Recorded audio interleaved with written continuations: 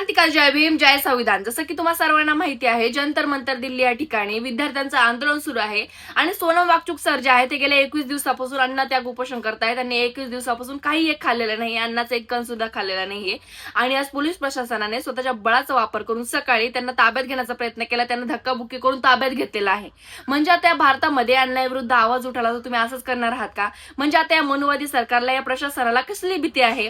म्हणजे आता बाबासाहेबांनी दिलेल्या लोकशाहीवरती तुम्ही घाला घालणार आहात का? लोकशाहीवरून तुम्ही हुकुमशाहीकडे हा भारत देश घेऊन जाणार आहात का? सर्व भारतीयांना सुद्धा मी एवढंच म्हणेल की जर आता तुम्ही शांत बसले तर पुढे जाऊन तुमचा आवाज दाबण्याचा सुद्धा प्रयत्न होईल आणि तुमच्या कित्येक पिढ्या तुम्हाला माफ करणार नाही। कारण की हा व्यक्ती स्वतःच्या सुखसुविधांसाठी लढत नसून तर आपल्या उज्ज्वल भविष्यासाठी लढतोय, आपल्या विद्यार्थ्यांच्या उज्ज्वल भविष्यासाठी लढतोय, भारतासाठी लढतोय। आणि जर त्याला असंच त्याचा आवाज दाबण्याचा प्रयत्न होणार असेल ना तर ही गोष्ट अत्यंत चुकीची आहे। या संपूर्ण गोष्टीचा मी जाहीर निषेध व्यक्त करते आणि अजून पण सर्वांना वेळ आहे, अजून पण सर्वजण एकत्रित व्हा आणि या विषयावरती आवाज उठवा। सर्वांना क्रांतिकारी